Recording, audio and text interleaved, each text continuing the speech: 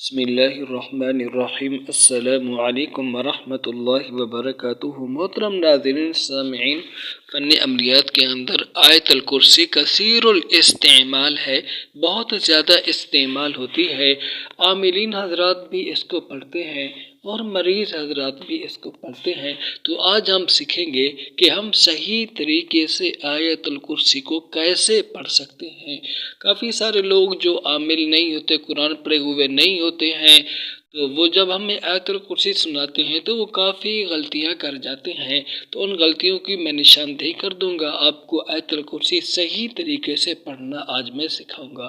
تو چلتے ہیں آج کے ٹاپک کی طرف۔ بسم اللہ الرحمن الرحیم۔ اللہ لا الہ الا ہو الحی القیوم۔ اب اس کو دیکھیں، اللہ پر وقف کریں گے تو الحی القیوم پڑھیں گے، جب ملا کر پڑھیں گے تو حمزے کو حذف کر دیں گے۔ اللہ لا الہ الا هو الحی القیوم لا تأخذه سنة ولا نوم له ما في السماوات وما في الأرض من ذا الذي يشفع عنده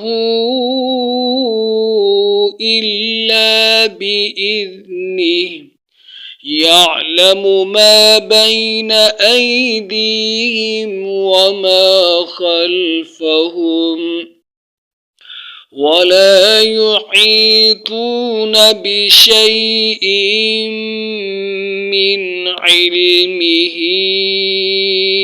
إلا بما شاء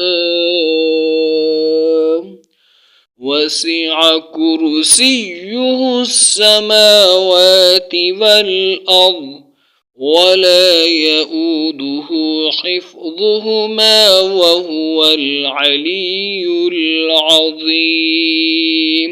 تو دوستو، اس طریقے سے آیت الکرسی کو پڑھنا ہے صحیح طریقے کے ساتھ۔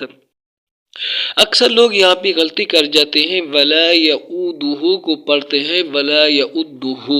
دوستو یہ بہت بڑی غلطی ہے، ولا یؤودہ ولا یؤودہ حفظہما وہو العلی العظیم۔